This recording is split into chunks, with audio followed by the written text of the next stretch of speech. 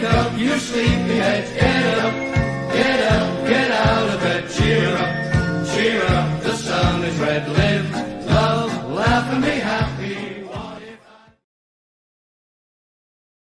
Hello and welcome to the latest edition of the Robin Pod Weekly, which is of course powered by Budget Tyres Auto Centre, the only car specialist trusted by the players, club officials and supporters of Hull Kingston Rovers. And it's a bumper edition of the Robin Pod Weekly as we welcome Graham Turner, Keith Pollard, Len Gregory and Matt Turner to this week's episode. Let's kick off though on a high. Welcome to Keith's Corner.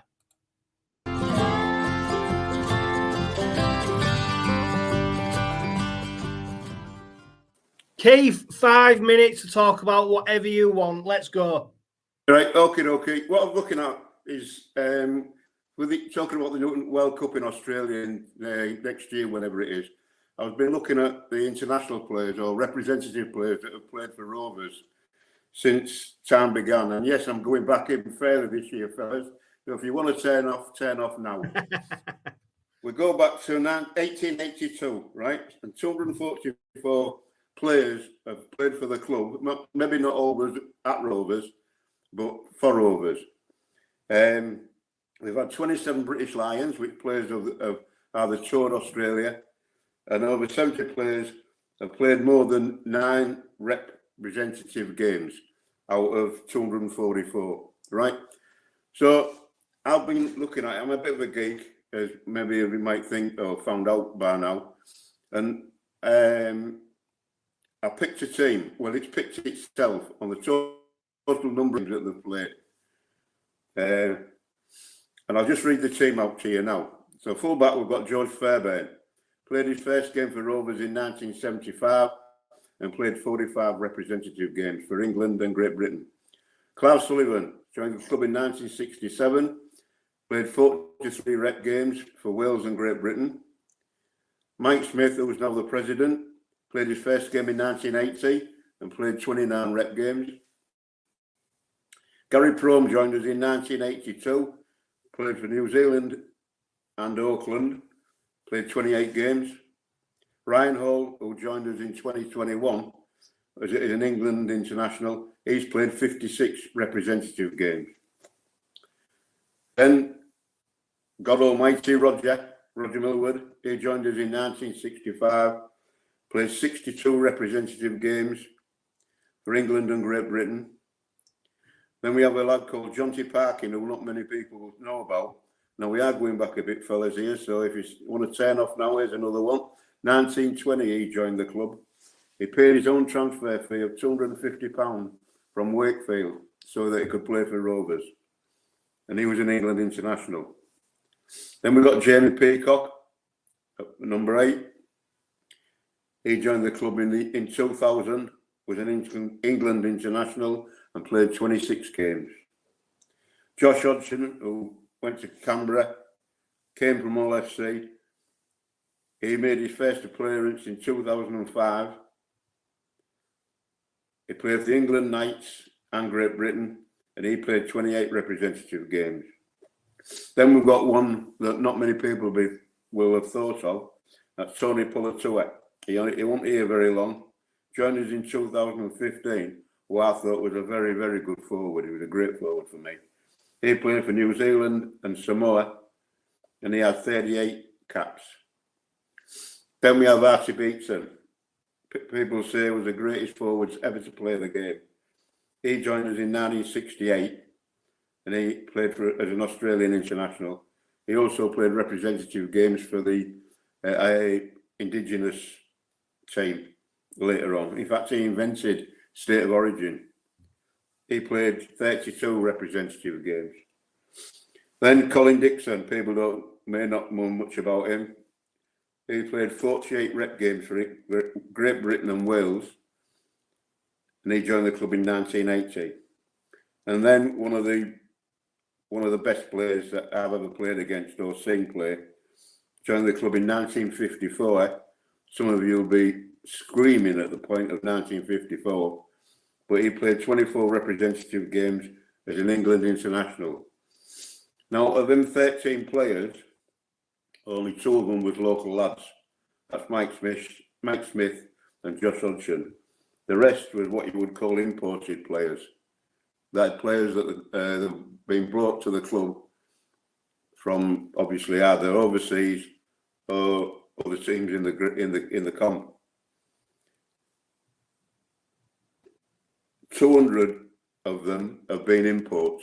So we've only actually our own, as there's like shouting from the stand, is one of our own. Only 44 of them out of the 244 was local lads, which is, I thought was a bit surprising when it came out in the numbers I was putting together.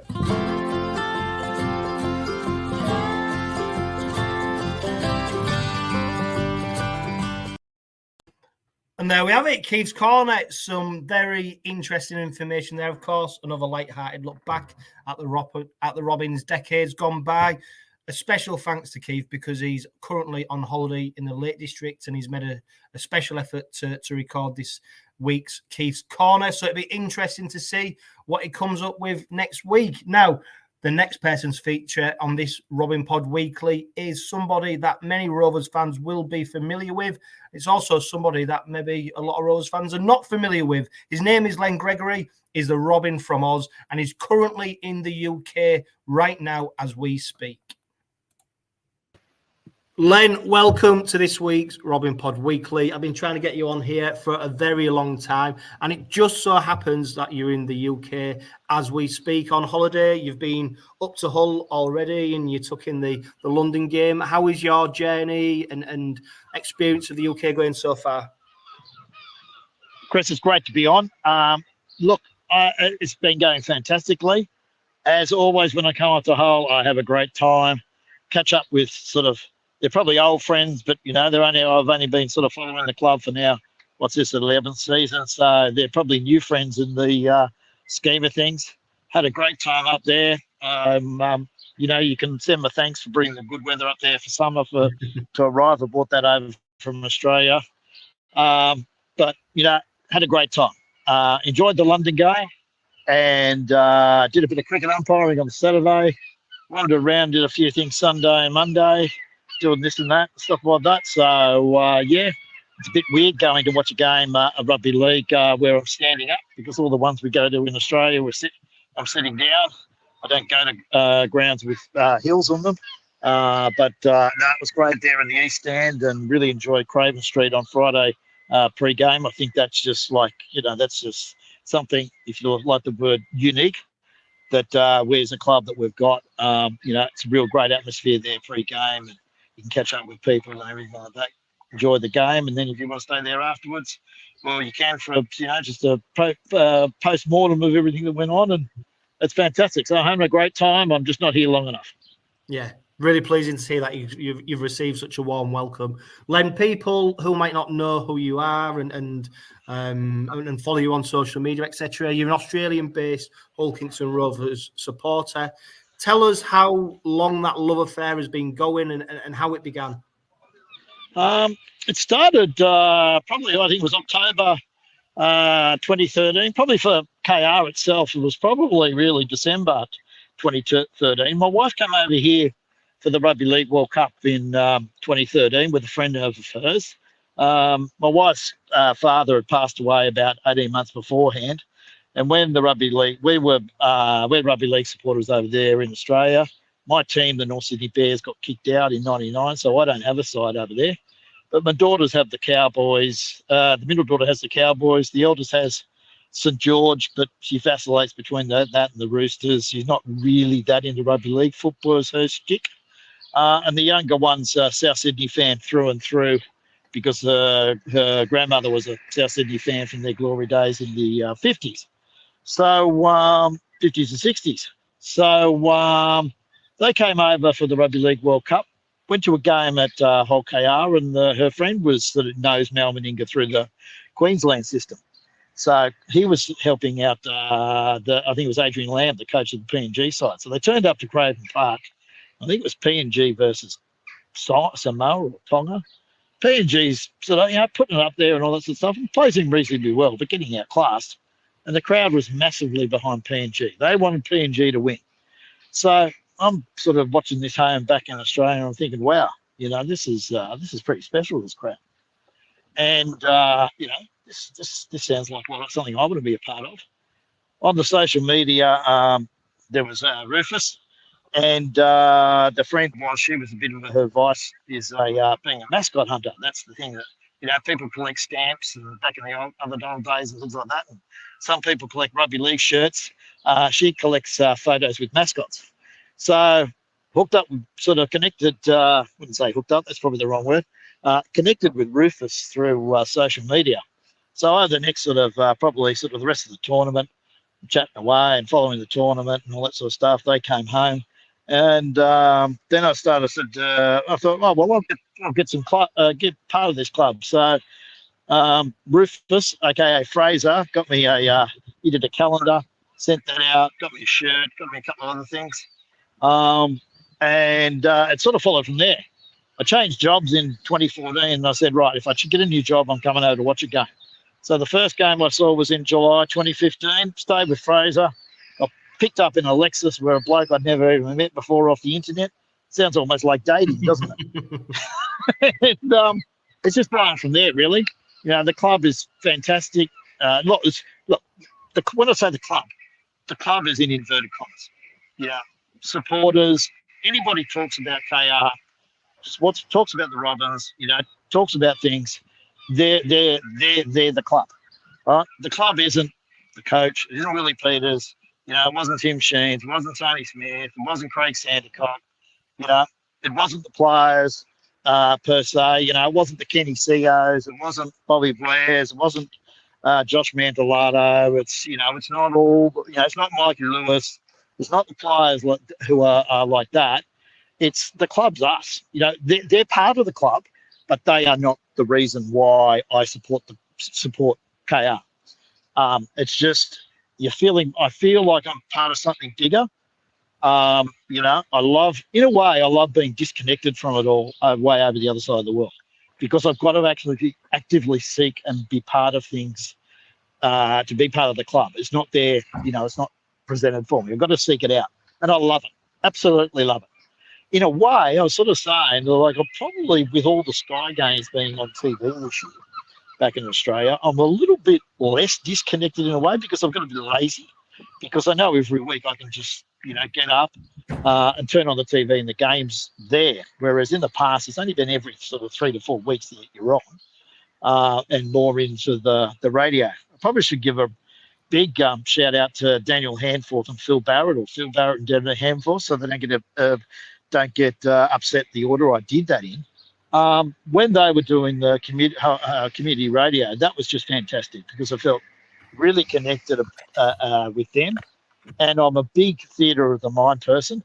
I'm sitting down here in Cornwall looking over, you know, a beautiful ocean. The breeze is sitting there, but breeze is on my face, and I'm going, well, this is a pretty good sort of life. But I felt, you know, they created a connection with people and everything like that. You know, I'll do anything I can do to support the club.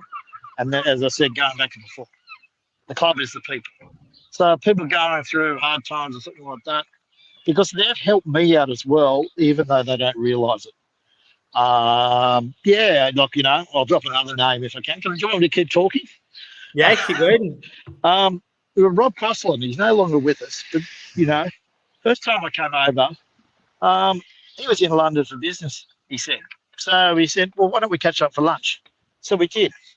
So I'm just blown away that here is the vice chairman, part owner, whatever his role was, is, you know, sponsor, will bother to take time out to have lunch with me and just chat about things. And he's a bit of a cricket fan and things like that. So, you know, I'm thinking, wow, there's a guy who's got other things to do. It takes time out and gives his time to me, just to sort of find out a little bit about me and, you know, find out about things in life. When he passed away, you know, then he sort of 2018, I know he sort of, you know, ceased up his financial connections with the club, but, you know, he always supported us, and he always supported the people in the club. You know, he wanted the best, whether it be the coaching staff, you know, the people in the admin, in the back office and everything like that, you know, supporters, he sort of put me on to a couple of people and a couple of things that I can help out other people, and things that that they may need or help their business or anything like that. When I need some stuff, it's just great. And then I also came out. Next time I come over, I saw him for a couple of hours for work things. He didn't have to do that. He just gave me his time, and I think that's what I sort of learned and taken a lot from Rob, is that time. People give you time, and that's sort of what you're doing.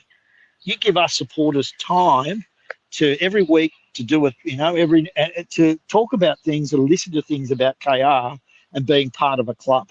And it's just not the side, it's just everything else about life that you connect through, that I feel like I'm a part of something bigger than just 80 minutes of rugby league every week for whatever it is, 30 weeks of the year. Yeah, and I think, Len, you make some really good points there about how, you haven't even talked about the products out on the pitch. You've talked about community, you've talked about relationships, you've talked about connections, you've talked about belonging, and that is something that is very resonant, I think, with lots of people, lots of supporters of Hull Kingston Rovers, and in particular the East Hull community, and of course the extended community, Len, which you are very much part of. And it's great to hear you talk so fondly about the club, like you said, in inverted commas, the people around it, and the relationships and connections that are formed because of the rugby club, and it's so pleasing to hear the warm welcome that you've received, and you've been able to support the club in so many ways, haven't you? Yeah. Look, when I started following, I said I'll buy every shirt. I bought it for 10 seasons, and I thought that was enough. I'm not like Michael, that I'm totally. That's not my collection hobby, but it's just sort of that's what I sort of said. And when we got relegated, how can I support? Continue that on, because that's the way the support happens. That year that we got, the year before we got relegated, the next year came over with the family. We had a couple of games and everything like that. It's sort of like. If it wasn't there, and I'm supporting the club and the community, as you said. I'm not supporting one owner. I'm not supporting, I know the money goes to pay players and everything like that, but I feel like that, I'm contributing to the club to allow, and also to, contribute the whole KR Foundation to do, it's more than rugby league, it's everything else. And if we think about that as a supporter, when we look at the bigger picture, rugby league is just a little thing. It's probably I'll probably rip off a quote from someone. It said we're probably just we're a community organisation, a club, if you like, that just happens to play rugby league, right? That's what we've got. It's just that we're a community organisation, a big club does that. And then, Len, have you been able to connect with any Hull Kingston Rovers supporters down under? Well, yeah, there's Terry Codd, who lives out Penrith way. He grew up in Hull. There's Jamie McLeod, who lives not too far away, but we never seem to catch each other up.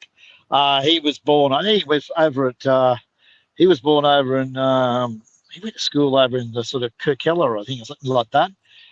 So we normally have a bit of we're more, he doesn't live too far away, but we're more chatting more on social media and things like that, those sort of things. If anybody comes to Sydney, if I see that they're in Sydney, I try to reach out to them and sort of say, let's have a drink, or had a couple of freeloaders stay with us when they've come. But if I know them and all that sort of stuff, their place is more than our place is more than welcome for them. If they want to stay for a couple of days, they get a lounge and a couple of dogs roaming around, but it might save them a bit of coin that they can spend elsewhere. And it's just sort of like that. We're not really that big a club. Super League's not that big over there. They've got the rugby league NRL snob mentality, which I thought was fantastic when Saints and Wigan over the last few years have towed up Penrith. That gave me great joy. Probably the only one that sort of really recognised was a guy down in St George recognised the whole KR shirt, and Blake Solly, who's the CEO of South Sydney, we see around. He sometimes he recognises the KR gear, because that's what I wear to when we go to Rabbitohs games. I don't wear anything else. I wear KR because I'm at the rugby.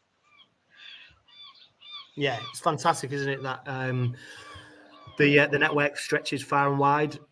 Yes. Len, I mean, you'll see through your connections with Robin supporters, and as much as we speak about community and how much it is important to us, we are so bloody desperate for some silverware, aren't we? We are. We're it's almost within touching distance in a way. Look, I don't know anything. Really, I don't know anything about rugby league. I don't really know whether we should be picking this player or picking that player, or we had a poor, I just get the vibe of we had a poor half or something like that. My summation of the London game is we played really well for the first 25 minutes, so scored, three good tries. Then we lost our way in a couple of end sets of six that just seemed to fizzle out. Then we made a few errors, and then you get London's back in the game. They score a couple of tries, and it was a bit of a squeaky bum for a while. And then we just sort of, almost like we're relying on Mikey Lewis to pull the rabbits out of the hat, which he did, and we run away and score. London are at the table. They probably are a 12th place side, but they're not for 2 points. They should be on about 10. 10 to 12. They're that sort of team that just sticks around and has been a bit unlucky. On the converse, I sort of think that we haven't played even a 75-minute game this year as far as doing things, pretty of a high standard. The processes are there. The building blocks are there. Coaching staff are doing a fantastic job. I'm really impressed with SKD, how he slipped into, just retired from the game, but slipped into coaching. Insofar as, I know he's doing the work. Brett Delaney's fixed it up last year with the defence. James, I know there's Dayton or Dighton or however you say your words over there. They're different to us. His tactical, it's really working as far as those sort of things to go. Hodjo's sort of been around there a while. It's just like, we've got the building blocks there. And I sort of feel like we've got nearly all the pieces to the puzzle. It's just a matter of sometimes we get them rearranged and it looks like it's, forming nicely, and then it's like, oh no, it falls over or something like that, and then we have to rebuild it again during games. But I know that Leeds game, 2-3 years ago we would have lost that Leeds game, but we won it. On the weekend, we wouldn't have. On Friday night, we wouldn't have finished off that strong. Same thing 2 or 3 years ago like that. I'm hoping we show up on Friday. And I say hoping, it's probably we should show up on Friday. We put in a good performance. Every game has a beginning, a middle, and an end. As long as we're in front of the end, that's all that matters. We can lose it at the start, but we can't win it. And we just trust the process and go through there. I know the players are going to be up for it. It may not turn out that way, but I'm sort of saying, it's up to the players. Like, we just support them. We'll give them we'll help them any way we can. We lend our voices to them, everything like that. And let the players be the best individuals they can be. And then when they're the best individuals and part of a team, well, who knows what can happen. Yeah, Len, some very wise words there. And like you've already mentioned, you are heading to the game on Friday night. Anyone listening and watching, if you see Len, please give him a very warm welcome. And I'm sure he'd love to speak to you about all things Hull Kingston Rovers. Len, enjoy the rest of your trip, and hopefully we'll be able to get you on the Robin Pod again very soon. Who knows? You may be back over in this country come October time. Let's keep our fingers crossed.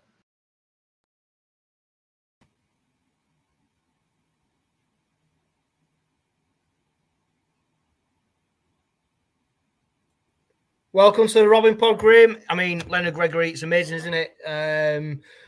The net that Hull Kingston Rovers casts is far and wide, and not only is he, an armchair supporter, he's actively invested in the East Hull community, and I think what was really telling for me, and I mentioned it when I was speaking to him, is about how Leonard hasn't been inspired by on-pitch success. It's been about the community. It's about buying into the supporter base. It's about his being received and being welcomed. And I suppose when we look across why we support Hull Kingston Rovers, it is everything what Leonard's just said. Yeah, 100%, Johno. It's almost as if Len was born in East Hull, talking like that and so fondly of it, because I think his words certainly resonated with me personally around why I love the club. And I'm sure many other listeners, watchers will absolutely echo Len's sentiments there of the reasons why they follow the club, for that community, that sense of being, yes, we've had the ups, we've had the downs, etc., but we still go back and we support the club no matter what. So yeah, it was really interesting to listen to Len from, halfway around the world when he supports the club. Fantastic, he's able to get over and taking a few games live every now and again. And look, hope the boy is doing proud on Friday evening. I'm sure if you head into the game, you'll recognise him and you'll spot him. And of course, he would love to speak to you. We're going to talk about the London game, Graham. But before we do that, it's time for Stat Attack.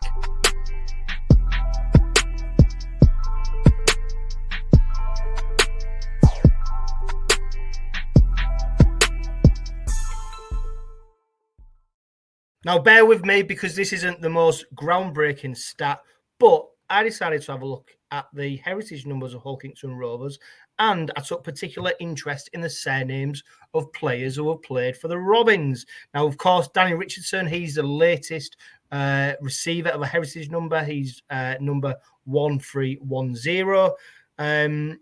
But I took a look at the surname to see what is the most popular surname, who has represented the Robins most, and here's the information. So Smith and Johnson, of course, are the most popular surnames.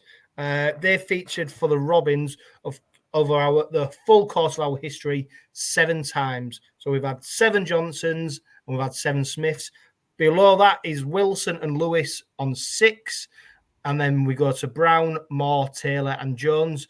There are 5 each. And then you go to Jackson, Thomas, Thompson, Walker and Young, who featured 4 times. The last recipient or the last Johnson to play for the Robins is Dennis Johnson, heritage number 579. And the last Smith to feature for the Robins is heritage number 586, which was a Smith. So when you consider the fact that we're on 1310, there's not been a lot of Johnsons or Smiths in the Robins featuring for a very long time.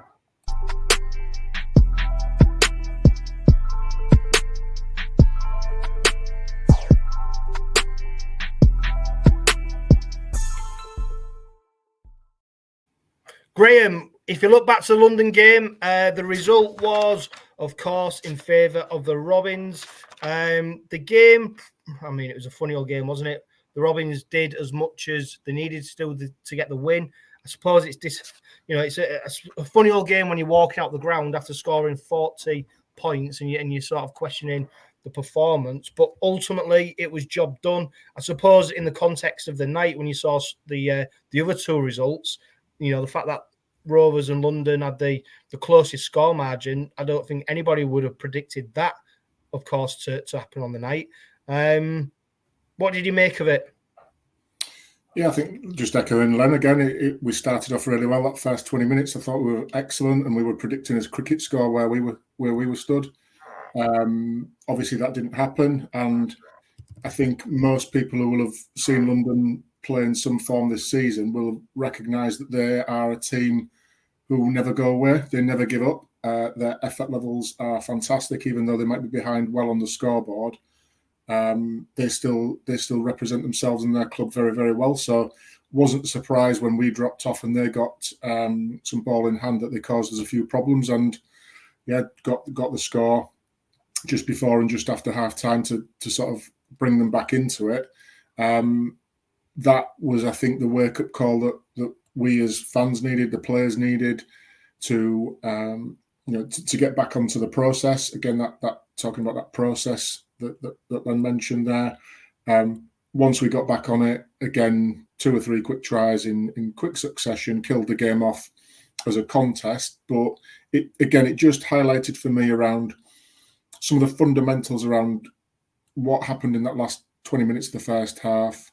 Why did we start so sloppily in the start of the second half? What is it? Is it concentration? Is it fatigue? What is it that's changed in that period? Is it personnel?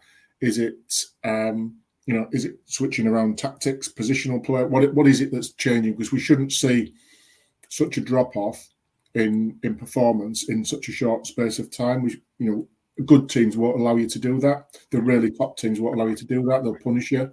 So I thought we missed an opportunity to really demonstrate a ruthless streak there. And like you say, when you saw the other scores coming through, it was a little bit of a surprise, and it was I think an opportunity missed, albeit credit to London for keeping in the game. But I think if we'd have continued with that attacking prowess for the full 80 minutes, we could have put a big score on and made a really positive impact on our for and against that would have helped us out further down the line.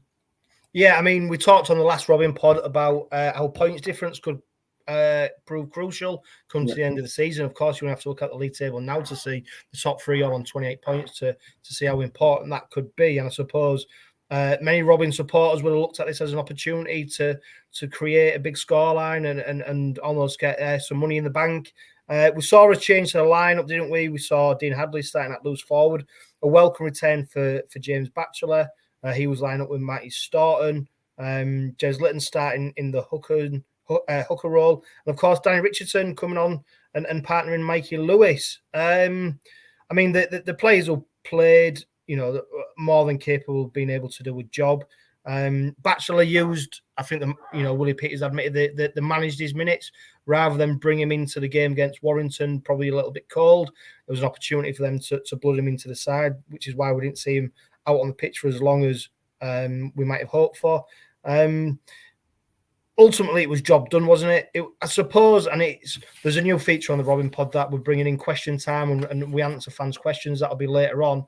But one of the questions is, when will Rovers put in an 80 minutes performance? And Graham, we're still waiting to see that total 80 minutes performance. Although maybe is that an achievable proposition now? Because the competition is strong. The opposition, London, credit to them, they've had some really good spells in games where they can't put an 80 minutes performance in, but what they can do is dominate for 10-20 minutes and look good.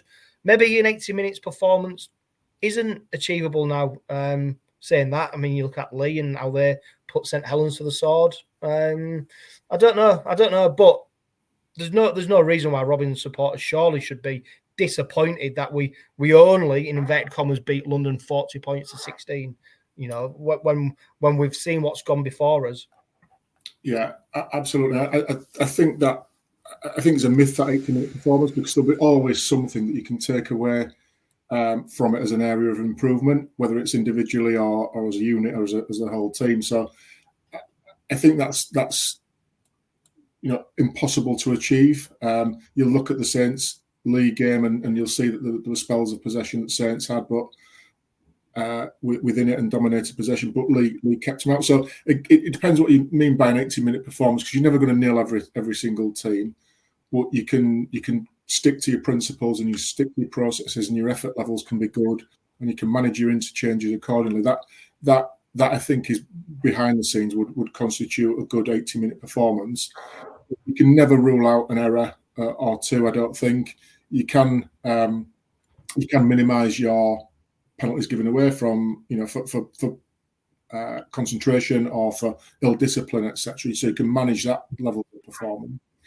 But I think there's a ways of this, defining what an 80-minute performance looks like, and it's certainly not going to be a 50-0 every week, because of, like you say, the quality of opposition that are out there, and the other 11 teams have all got some good players. They're all going to have spells within a game whereby the pendulum has swung and the momentum is with them rather than us. We've just got to be able to weather that and do enough to swing that momentum back to us, whether it be in defence, whether it be a stroke of luck, whatever it is. You've got to find a way to swing that momentum back to into your favour. And I think that idea of 80-minute performances is it's idealistic to think it's all one-way traffic, because pretty much every other set you're trading attack and defence. So you can manage the game better, and I think we did that in the first half, whereby we limited London to minimal touches in our half. That was excellent. But then when they did get on top, we looked average against them, and they scored a couple of good tries that they deserved on the back of some lack of concentration, ill discipline, poor handling from us. Whatever the reason was, we let them back into it. So yeah, I think there's many factors as to why an 80-minute game is unachievable as a perfect performance, because there'll always be something you can take away to improve on. But the control and management of a game within that 80 minutes, I think, is within your gift.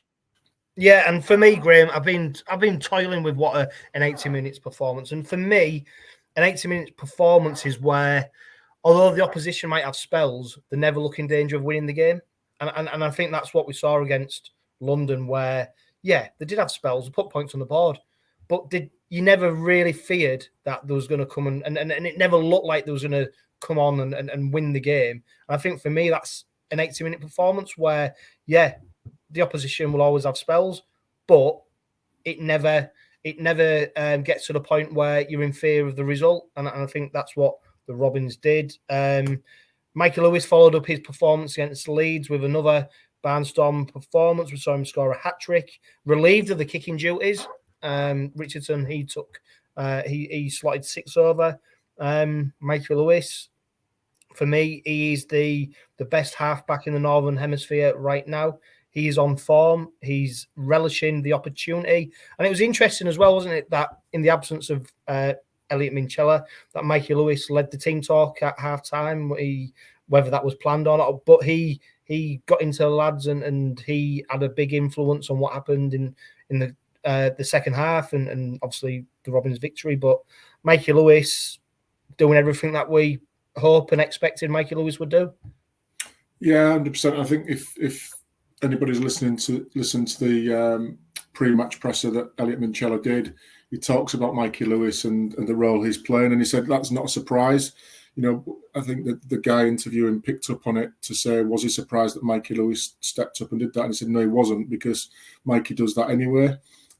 So I don't think we should be surprised by that particular action. It's just what he's learning to do. It's how his growth and maturity as a player is coming forward. And yes, we're getting to see it firsthand in the absence of Minchella on that occasion, but that happens anyway with Lewis, according to Minnie. So I think, let's focus on what Lewis did do with ball in hand, and he was excellent, caused lots of problems, obviously got his 3 tries, and again, winding the clock back a week to the Leeds game. There's some real qualities that he's now displaying in attack that I think we've got to be mindful of, that we can't just stop what we're doing and look around and watch Mikey do his thing, because the rest of the team is there, and if we can become predictable, then we're easy to defend against. So we've got to use it at the right times, at the right moments, and I think against Warrington we'll come up with a lot sterner test than we did against London. And don't forget, they've got somebody who's arguably, they would say, in as good a form in terms of George Williams, who would angle for that accolade that you've given Mikey there. So I think it's going to be a good contest to see which halfback could come out on top and be dominant. And I'd like to think that the rest of the squad can feed off Mikey's energy and his positivity and the things he brings to that team when he's playing in the form that he is. I'd like to think that could raise everybody else's game for such a big game on Friday evening. Yeah, before we hear more about Mikey Lewis and George Williams and the spectacle that might ensue based on them two being on the pitch, it's time for Robins Remembered.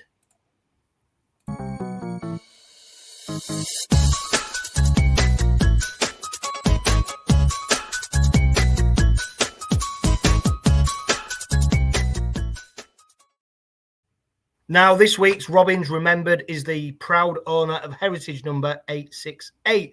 And what I will say before we go on to this player is the stat attack, this will be a feature, by the way, Graham. There will be mistakes. I mentioned about, you wouldn't expect anything less, about David Johnson and A. Smith being the last players to represent the club with their surnames. Well, Richard Smith, heritage number 968, was the last Smith to play for the Robins, and Lindsay Johnson was the last Johnson to feature for the Robins with heritage number 841.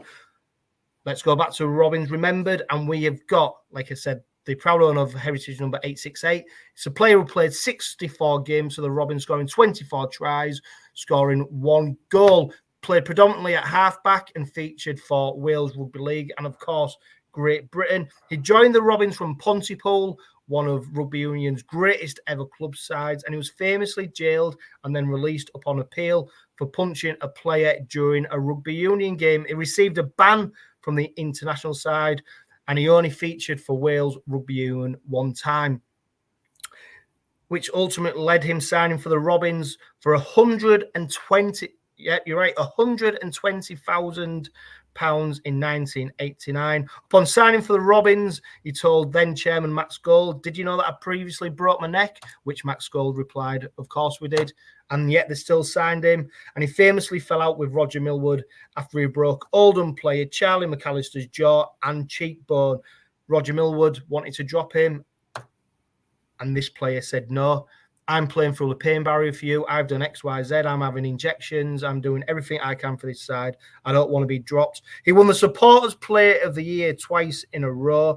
He's renowned for his playing style and his ability to play through injury and his no-nonsense approach to the game. He was and still remains a firm fan's favourite. And you can hear more from him in Heritage Cast number 7 to search that out.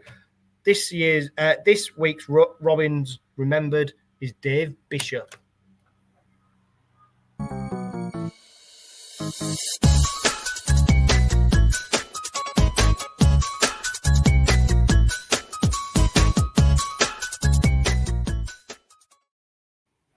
Graham, memories of Dave Bishop?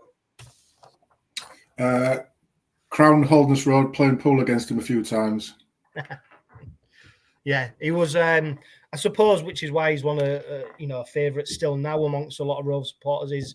He was larger than life, wasn't he? And he played an aggressive style of rugby league.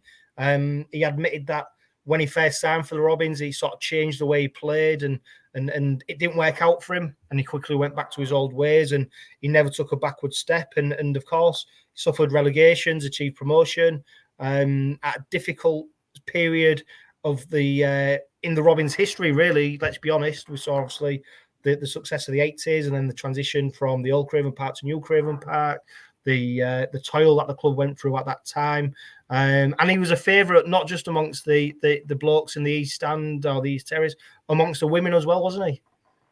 I can't comment on the latter point, Johno, but he certainly had I think probably a swashbuckling style about his play that many people would have enjoyed, both in attack and defence. Was quite aggressive, but yeah, I think that X factor that he brought to the team at that particular time was what made him exciting to watch.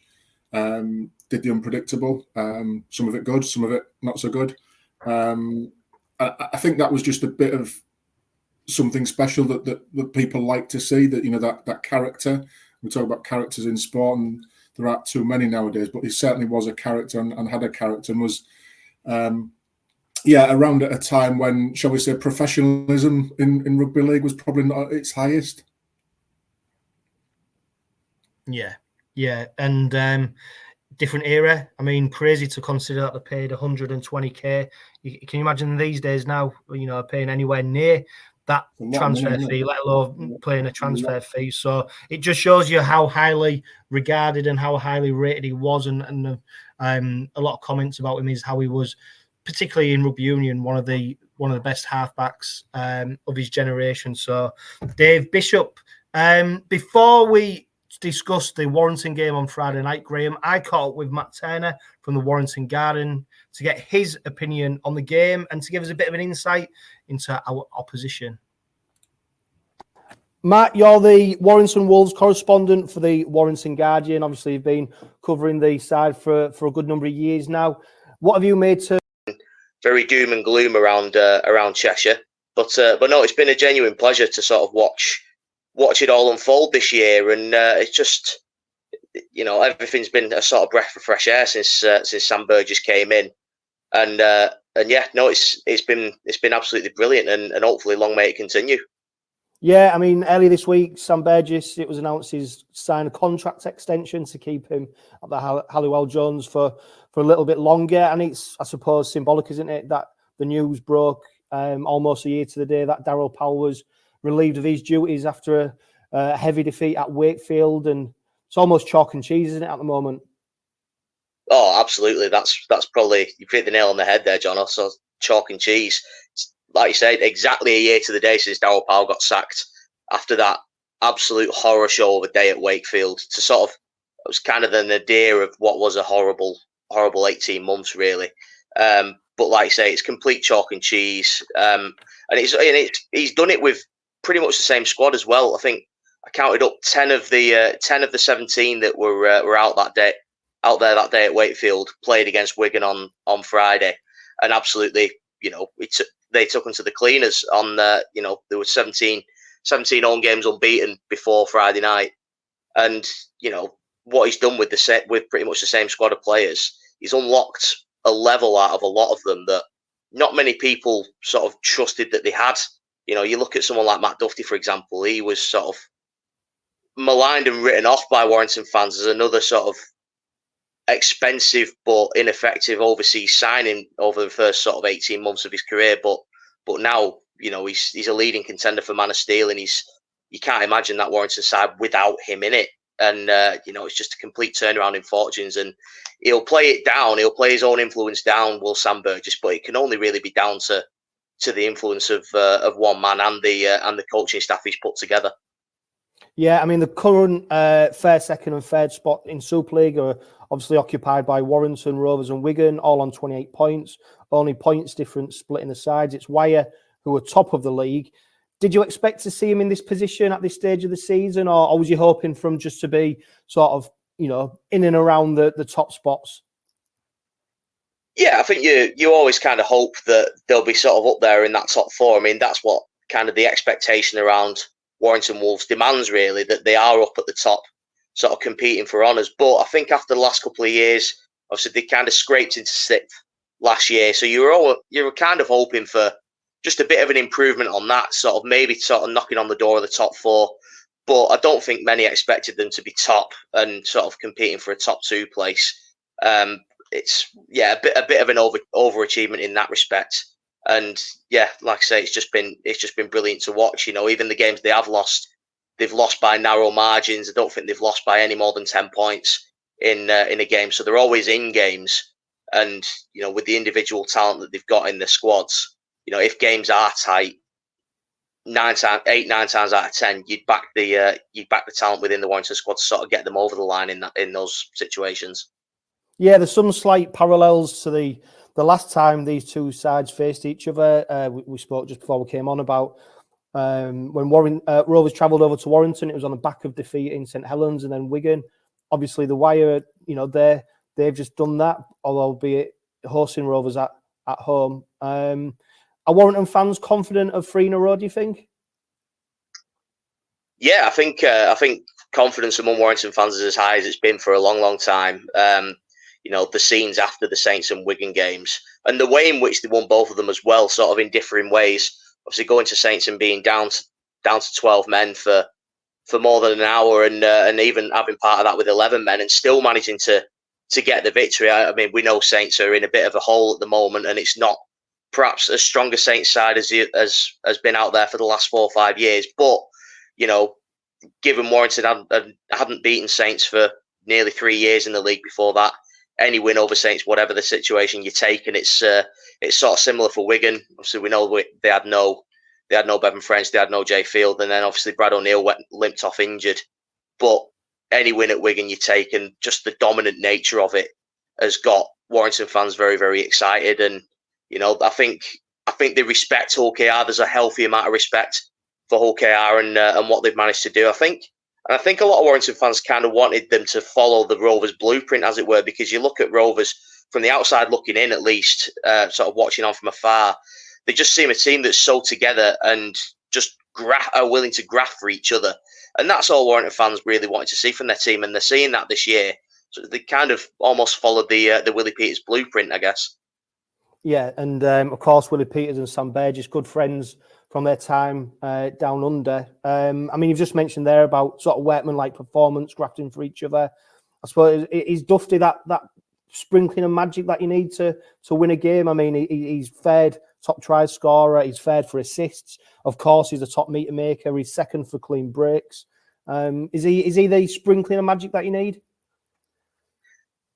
Yeah, I think you can always rely on him to drop a little bit of individual brilliance on things, but even he's sort of embraced the gritty nature of the game now. You watch him play. He's taking tackle 4, tackle 5 carries into the line to make sure the kick chase is a little bit more structured. You know, he's putting his body on the line in defence a lot more than he perhaps has before. And while he's still, you know, capable of breaking those lines and coming up with magic passes on the edges, but obviously there's George Williams there as well. And it's almost as if he's gone under the radar this year, given how well Duffy's performed. But I think the last game against Hull KR at the Halliwell Jones almost kind of showed the damage that George Williams could do, even when he's not touching the ball. I think for a couple of those tries, the Rovers right edge jammed in on George Williams, and they just missed him out. And there were 2-on-1s created and things like that. So you've got to account for George Williams as well as Matt Duffy, and the combination between the two of them. It just seems telepathic between that 6 and 1, and say it's a joy to watch at times when they can get it going.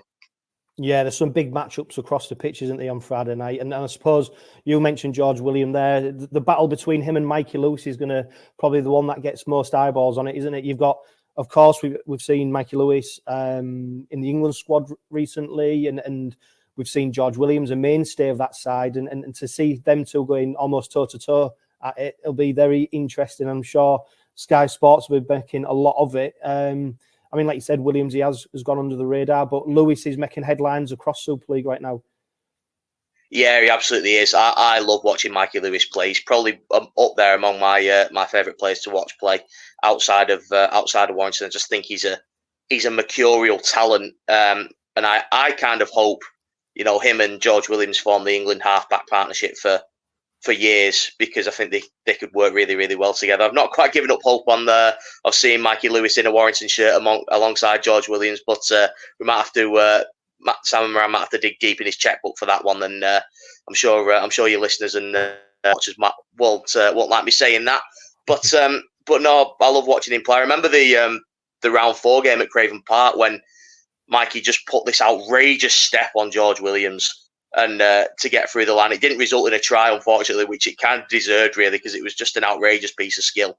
And they're the kind of magic moments that you guys know he's capable of. And a really exciting matchup. One I'm sure will be hammed up to Kingdom Come by Sky Sports, but it's deserving of that because it's two great players going head to head. Yeah, and of course it's not a straight shootout, is it? They both fulfil different roles for the side, and they bring different qualities. But to see them both on the pitch going against each other will be very interesting. I mean, let's be honest, Warrington have done the Robins a massive favour by beating St Helens and Wigan. They've made that battle for first and second a lot closer than what it could have been. Of course, Wigan, they've got that extra game to play against Leigh next week, so you know it's all there to play for. But you do feel like the game on Friday night, it won't define the season, and it probably won't define where the sides end up, but it'll lay down a huge marker for both sides. Yeah, no, it certainly will. You know, if you can get a win in one of these games, you know, it does a lot for not only positioning the table. I think whoever wins has got the chance to sort of open up or start opening up a little bit of a gap between themselves and those below them. And but also it gives you so much confidence and momentum. Obviously, Warrington are riding that now, having beaten Saints and Wigan as the first two of this sort of little mini 3-match run of really crucial games. Obviously, this game against Hull KR being the last of them, and you know that's a kind of wave you can kind of ride for the rest of the season. And you know you can. I do hope that that both finish as the top two. To be honest, because I think they're deserving of it, and hopefully, you know, we are seeing the final top two clash on Friday night. Should be a belter. Yeah, definitely. And Luke Yates, he's hit the ground running since signing from the Giants, and then he goes sign John Bateman. Where do you think he's going to feature, and is he going to go straight into that side on Friday night? Well, I think he's going to play. He's obviously, with the nature of the deal, he's come over on just for the end of the year. He's not come to sit in the stands. But where you fit him in is really, really difficult, because obviously in the positions he can play, he's obviously known as a back row, but can play loose, can play centre as well. But you kind of look at those positions at back row. Matty Nicholson and Adam Holroyd have been playing really, really well. Particularly Adam Holroyd, his rise has been superb this year. Lachlan Fitzgibbon might be a chance to come back in as well, so that obviously adds a bit of depth at loose. Ben Curry's been a revelation, and obviously Luke Yates has come in as well. Although I think Yates will probably start in the front row again with James Harrison suspended, and then at centres they've got this fantastic young talent in Aaron Lindop, who's growing by the week. And Toby King to come back in as well. So it's quite the headache for Sam Burgess to have this week. But you think he'll play somewhere. My guess is he'll probably start on the bench this week and just sort of come into it that way. But yeah, nice problems to have. Yeah, definitely. And the Robins go into this fixture almost full strength as well. So it's good to see, especially at this stage of the season, that I mean, don't get me wrong, Warrington, you were missing a few players, weren't you, against Wigan? But both sides are pretty strong. One player who might potentially miss out, and we're recording this prior to the squad announcements, is Paul Vaughan. I think he suffered a head injury against Wigan, and obviously he's been so important to Warrington this season. Any word on whether he might feature on Friday night? We think he'll be fine. We asked Sam Burgess about that in his press conference yesterday, and he seemed to intimate that he was good to go. He's sort of come through all right. I think he sort of came off as a bit of a precautionary measure. But no, I think the word is he's good to go, and that's what you want, isn't it? You know, both sides at full strength for this kind of game. You want it to be sort of pure. You know, our best versus your best, top versus second. You know, no injuries, no excuses or things like that. Just two top sides at full strength going at it. Yeah, definitely. He's really a game that's whetting the appetite, and of course, Willie Peters, the only side in Super League he's yet to beat is the Warrington Wolves. So it's something that I'm sure, you know, openly he won't speak about, but will be preying on his mind. Are we expecting a big crowd on Friday night? The Robins, they've been discounted coach travel. You can get over to down the M62 for just £1. Obviously, Warrington have done some reduced ticket pricing as well. Interestingly, attendances haven't been great this season, have they, compared to previous seasons, especially when you consider how well the side's doing? Yeah, no, and that's probably one of, if not the major disappointment around Warrington this season, is that crowds are worryingly down this year. And, you know, despite, as you say, the team doing really, really well, I think they were down something like 11-12% based on this time last year, which is a bit of a weird one. I mean, obviously there's a boatload of mitigating factors you can name. Obviously we're still pretty deep in a cost of living crisis. There's not much sort of disposable income knocking around for people. But obviously the games are all on Sky this year, and you know, if you can save your money, you will by watching on Sky. But I think they're encouraged by the ticket sales for this week's game. I think there was a decent take up on the flash sale that they offered last week. I think they knocked tickets for the South Stand, which is the main sort of standing area at the Halliwell Jones for I think they knocked them down to £15, and there was a decent take up on that. I think they're doing cheap kids tickets offers as well, and they're having a big push to try and get this ground as full as possible.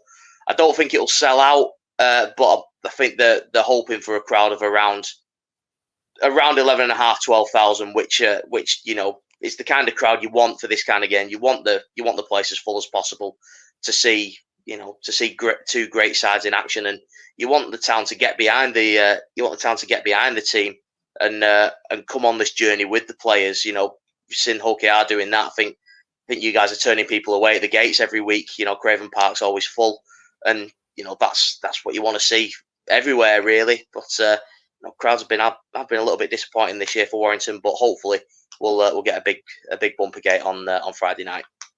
Yeah, and there's no doubt if the Robins are serious about finishing the top two come the end of the season, let alone the League Leaders Shield, They are going to have to pick up a couple of wins, at least on the road. So it is really promising to be a huge encounter on Friday night. Matt, it's been an absolute pleasure. Thanks for your insight, opinion. It's always good to get a rival's view on the game. And let's hope it does live up to the billing, because as we speak right now, it's a game that is whetting everyone's appetite.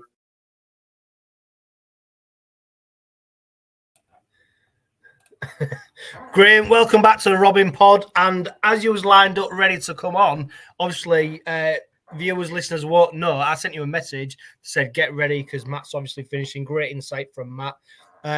Predictive text, instead of saying get ready, say get Randy. Now, I know it's a massive game on Friday, but I don't think we're quite at that stage yet. Although, Graham, I mean, you know, first v second, you know, the chance to go top of Super League, the chance to lay down a huge marker, the opportunity to pick up a win down the M62, which apart from Catalan, I think is our furthest away game. It's one of them games where you're just desperate for them to win, aren't you? Because I just think it means so much, not just to us as supporters, but I think for the playing group and Willie Peters. And they'll downplay it if they do, but I do think it's a real significant game. Yeah, I think there's a real sort of lot of angles to come at this from, and I think there's a little bit of a monkey on our back around that people keep reminding us of not winning out of Yorkshire for quite a while. And I think last time I was on, we mentioned, you know, Salford away at the beginning of last season. But for me, this is an opportunity to sort of dismiss that myth. But it's almost it's not a defining moment in the season, but it could be, because if we go across there and put in a performance and come back down that M62 with those 2 points, I think it could give a massive shot in the arm to the players and the belief of fans, players, coaching staff, etc., that come a few weeks' time, we could face Warrington in the playoffs, you know, again, or a Wigan or a Saints, for example. And if we can go away and do that and pick up a couple of away results against those on a Friday night, which typically we've always struggled with, I think that'll be a massive shot in the arm. And like, this isn't going to decide who wins the League Leaders' Shield or not on Friday night, but it could have a long way to go around what the next few weeks look like in terms of your confidence, your belief, etc. So it is a big game. Top 2 always is, and especially at this time of the season, like you both alluded to on the interview there with Matt, Sky will make a big deal out of it, and you know, rivalries on the pitch, etc. And play it up. But at the end of the day, whether you win, you get 2 points, and it's the same 2 points that we got against London last week and the same 2 points we got against Leeds the week before. You don't get any more points for beating Warrington. So it's, you know, the players will be told it's just another game. We've got to go through our process and we've got to do our things right and play the whole our way, and we've got to impose ourselves on them. So nothing will change from that. But as a fan, I think it's a real opportunity to find out where we're at. And are we capable of making that next step up, whereby we've knocked off Wigan and Saints at home this season? Can we go away? We didn't do it against Catalan when we went away there. We were well beaten. Can we go away to Wigan, Warrington, Saints, and Leeds, don't forget, in the next few weeks as well, for key games that I think we will do well to come out of, you know, as a positive on the results side of things? If we can do that, that tells me that we're in good shape. If we don't, it might cause a few to think, well, it's just going to be another one of those seasons where we're nearly there, but we're not quite there. Can we take that next step? Yeah, and of course, Graham, I mean, Lee, they've got such a huge part to play in the race, haven't they? They play Wigan up next. So they play Wigan, their game that they missed on Tuesday night. That could have a huge effect on the League Leaders' Shield race. It's all to come, isn't it? But Bazza85 on YouTube, he makes a great point. He says, tell you what, guys, listen to Minnie's interview yesterday fills me with confidence on Friday. The lad is raring to go. Of course, he missed the London game. He was absolutely shot after Leeds away. Well-deserved rest for him. And if you do get the opportunity to seek out and listen to his interview that he did in the pre-match press conference, I'd advise you to do it, because he does seem refreshed. He seems, absolutely ready to go. And credit to the Robins and their conditioning staff and the coaching staff for the way that they've been able to get the Robins to a point where we are able to almost field, a full-strength squad, let alone side. So it's huge testament to the way that they're doing behind the scenes. Graham, I mean, trying to predict this one and what might happen, it's who knows. But we're in the ball game, aren't we? And that is all we want it to be, especially at this stage of the season, and hopefully come the end of the season as well. Yeah, there's enough clubs further down the table, Johno, that are almost playing dead rubbers at the minute. So we're coming towards that business end with sort of 7 or 8 games to go before playoffs really start. It's now a time to start building toward that. And if there is an opportunity to build your performance and build your energy and rest players where appropriate and get them fresh at this time of the season, that's an absolute bonus, because many people, not just in our team but others as well, we're carrying knocks and managing situations. So to be able to to give Minnie a rest, for example, and Tyrone may had a week off as well. So 2 key players for us coming back in, if they if selected, and obviously you would expect certainly Minnie to go straight back in, and probably Tyrone as well. If they come back firing fresh, then that's only going to be beneficial to the team. And that's what happens at this time of the season with suspensions coming in, the odd injury or 2, lack of form. It should be everybody's now focused on this next block of games, whereby we've got some tricky away games. I think each one of the games now away from home, and including the Magic one against Cats in a couple of weeks' time. I think they are the benchmark of where we'll be at this season. The home games, you could argue on paper, it's an easier running at home, and we know what our home form is like. It's good, but that for me is the real test, is how we perform in our away games, and do we build into the playoffs? Because at some point you could argue that if we drop out of that top 2, we're going to go away to somewhere, whether it be Wigan, Saints, Warrington, Catalans, for example. We're going to have to go away and perform and come away with a result if we want to challenge for those trophies. Yeah, great points, Graham. And I'm really glad that you're on the Robin Pod this week, because we've got another new segment, and it's called Question Time. Each week I'll put or ask the followers of the Robin Pod, whether that's on social media, and of course on here to the viewers and listeners, to send in your questions. It can be whatever you want, and we'll try our best to answer them on each Robin Pod. So it's time for Question Time.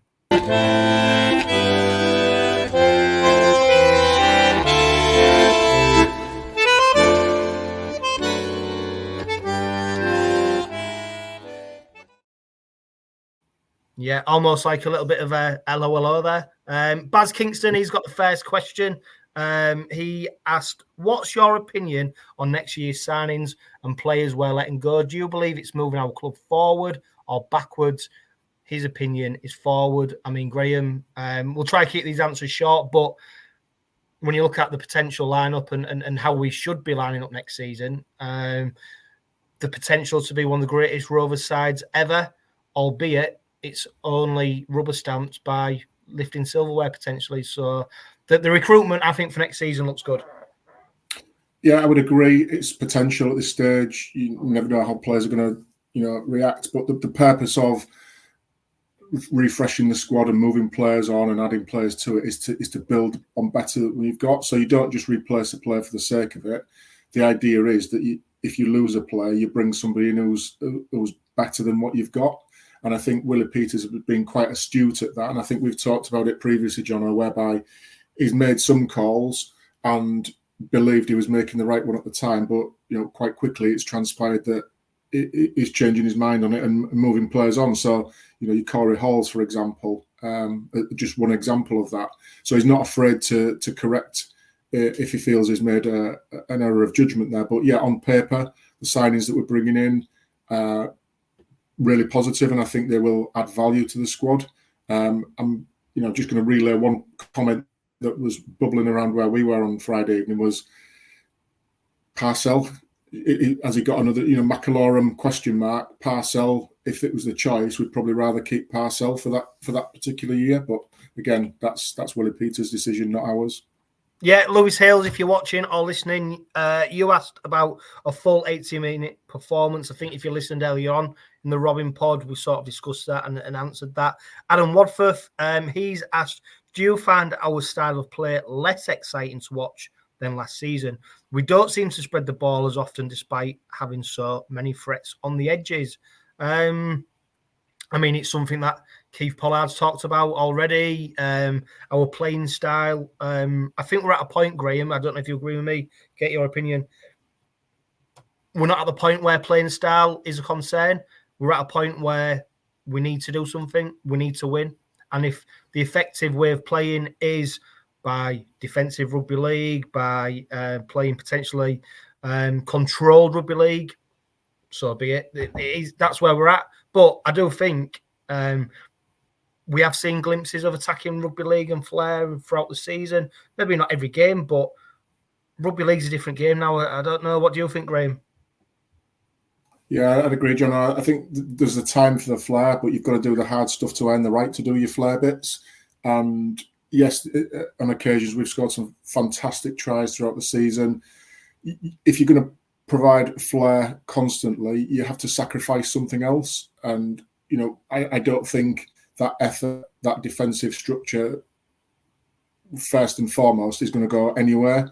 So I think we have to adapt to it. If our results were on the negative side, and if we weren't winning games, I think there'd be more pressure on our playing style to say, look, come on, we need to be more attacking. But the style we've got now is winning games.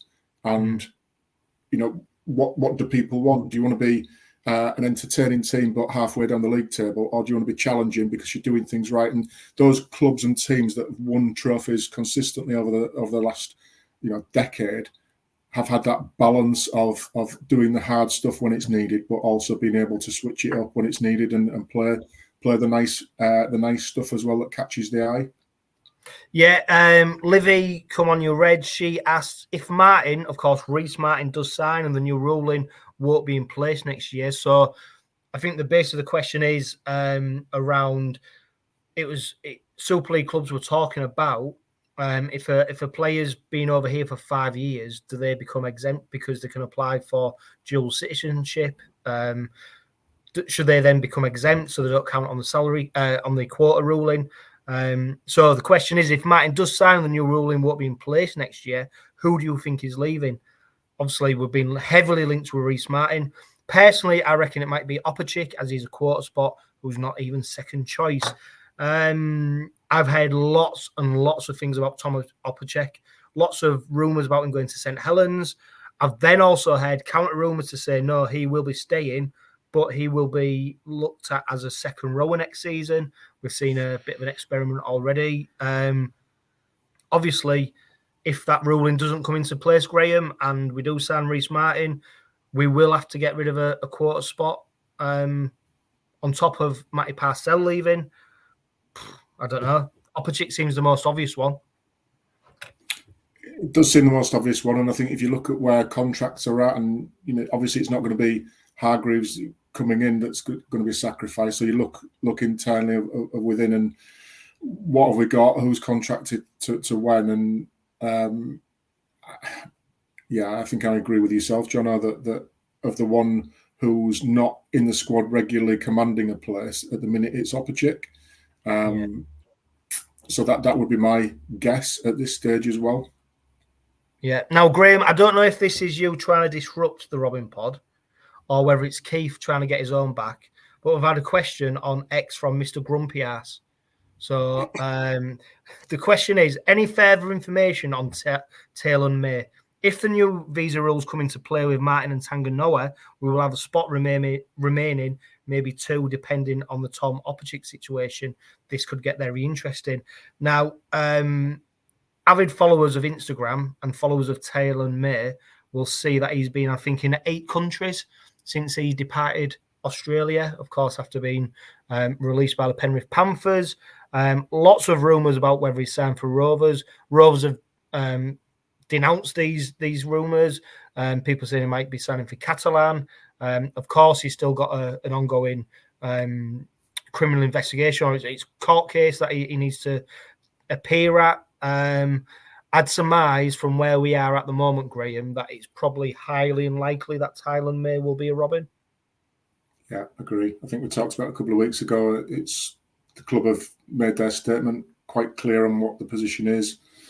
I think these are just continuous rumours, Johno, and unless something changes with that, and there's a statement. Avid follower of the Robin Pod, Michael Matthews, he asked, should we keep Danny Richardson? Obviously on loan from Castleford Tigers, and I think out of contract as well at the Tigers, or look for another backup 6 or 7. What do you reckon? I'd keep. Yeah, I suppose. I mean, there's not many things that the club have got wrong over the last few years. The Ben Roberts signing is one. Richardson, I mean, he looked okay against London, didn't he? He came in and did a good job. Did everything was asked of him. He's got a decent kicker on him as well, so we've got gives us another option in the kicking department. He's an adequate backup for 6 or 7. Knows the game. He's played enough Super League to know what the game looks like. I'd keep him in there. I think what you'd surmise is with the squad that they're assembling for next season, and it's a big frustration, but it looks like there won't be much opportunity to promote from within. So in terms of the academy, etc. Now, if we're going down that route and it leads to success, then it's fully justified. So you'd look at that and go, probably Richardson as a experienced professional, albeit with injury issues, but he'd be probably the next cab off the rank if you wanted a replacement halfback. So yeah, Michael, I'd keep him. Nick Shepherd. Which halfback partner would suit Lewis the most, and which ones are realistic targets in the next year or two? I mean, what a question. Tyrone May, he's here for another year after this season. I surmise with the way the club are going in terms of recruitment, they're going big next year, and I expect Tyrone May to be part of that. In terms of realistic targets to replace him and partner Lewis, God, there's a lot of moving parts in that, isn't there? Yeah, and you're talking about something that's potentially 2 years away, and you're judging it on what players are doing now. There's all sorts of things that can happen in that timescale. So I think if that is the case, and we are in the market for that type of player, you need to take a bit of a view on that nearer the time. I just think it's too far away with a full season to happen with players dipping in form, out of form, injuries, etc., etc. And you don't know who's on the market then with contracts and contract offers this season. So yeah, revisit that one in 12 months, I think. Yeah, Matty Lane, he asked any other players that might come in for next year. I'll think if Rhys Martin is signed, and that is it. And what about rumours of May leaving? I don't think Tyrone May be leaving. I think if Rhys Martin does sign, I mean, who knows? The Robins have been pulling rabbits out of the hat for the last couple of years now, I think, in terms of recruitment. But with the recruitment they've already done and Martin coming in, I don't know. I'd say that's done, Graham. We don't know, do we? Rugby league is turned into a little bit like football, hasn't it, in terms of transfer windows and mid. Yeah. Rugby league traditionally, you hardly got any transfers during the course of the season. You might get the odd loan deal or any. Now it's going more to the like football, isn't it, where players are moving in and out, like they did in the olden days. Yeah, I wonder if we'll get on Sky Sports News the old deadline transfer day experience like they do with the footy, but probably well, not. Hopefully we don't see a purple dildo turning up on Sky Sports. If anyone's listening or watching who's a fan of football, check out Sky Sports News transfer deadline, and I think one of the most popular clips is when a certain adult toy appeared in the back of a news report. Yeah, but no, I mean, I think recruitment-wise, Graham. Yeah, I think for Willie Peters, what I will say is, and we've seen it because it's been a feature, they like to get the business done early. Yeah, and it settles everybody down, doesn't it? After that. I'd be surprised. I mean, we've got a couple of days left till Friday, which is deadline day, and like we've said before, you never know. But I think with that speculation over Martin, that might be one of the final jigsaw pieces for next season, unless there's an absolute one that crops up that you can't turn down in the next couple of days. But you would expect that to have sort of happened by now, at least speculation with them turning down contracts at their existing clubs or whatever. So let's keep an eye on it over the next couple of days. But I wouldn't be surprised if there's no more movement after Martin, if that is a done deal. No, and very quickly, Graham, before we wrap up, of course, I mean, this is uncharted territory almost, isn't it? To be at this stage of the season, to have, touch wood, and we keep doing it, but to have no players with sort of serious injuries, let alone like seasons gone past where we'd have 3 or 4 at this stage and we're begging, borrowing, trying to get players all over the place. I think it's testament to the club and Willie Peters and Paul Lakin and all the other people involved that this isn't an accident. This is the plan. They've got the people in. They've got the right stat. They're doing things to very much a plan. And this is why I think when we talked about playing styles and stuff like that, I'm just fingers crossed, trust the process of what we've seen so far and where it might get us. Yeah, and I think it is no surprise, Johno, when you look at the science and everything that goes into the team behind the team. So all the nutritionists, all the dietitians, all the S&C people, all the coaching staff. This can be wound back to pre-season in terms of setting the right markers, setting the right attitudes for players. Players have got to take credit as well in managing their own bodies, as well as the staff as well. So I don't think it's a surprise that it has worked out, especially when you look at some of the professionals we've got behind the scenes, working with players. Yes, there's an element of luck because we're dealing with a hugely, huge contact sport where injuries can happen very, very, very quickly and can be quite long-term damage to players and to bodies, sort of months of recuperation. So I think we are very fortunate, but it's not a luck situation. And you wind the clock back to 12 months, and you look at the opportunity that Lee had with a relatively thin squad and a relatively lucky escape with serious injuries through that to all their key players, and look what they achieved through it. So for us to now be in that position whereby we're coming into the last 8 games and then hopefully play our football with a relatively fit squad, touch wood again, because we don't want to say anything that jinxes it, but that's the best position you can be in. But it does wind back to all your preparation that you've done pre-season, all the work you've put in there to make your body resilient and stand up to the rigours of the training and the match day environments, of the management of players throughout the weeks, the rest and recuperation that we don't see, the way that the training is structured to not overload too much and put unnecessary pressure on bodies and people, and then at the right moments being able to switch people about to give them that breather, like Mini, for example, so that we get the best out of him for the next 8 weeks, rather than him just absolutely blowing out of his backside because he's overworked week in, week out. So it's a planned exercise. There's a little bit of luck sprinkled all over it, obviously. But I think that the whole structure of the way we've gone about our business behind the scenes is bearing fruit for us now. And look, let's hope it continues for the next 8, 9, 10, 11 weeks, whatever it may be, and gives us that best opportunity to put the best players on the pitch and give ourselves that opportunity of progressing to the end of the season and hopefully into playoffs and who knows what after that. Yeah, if you go into the game on Friday night, and I'm sure I don't need to tell you, be loud and be proud. There's going to be a great following. It is a great contest that's going to take place on Friday night. So make sure that you're there backing the Robins.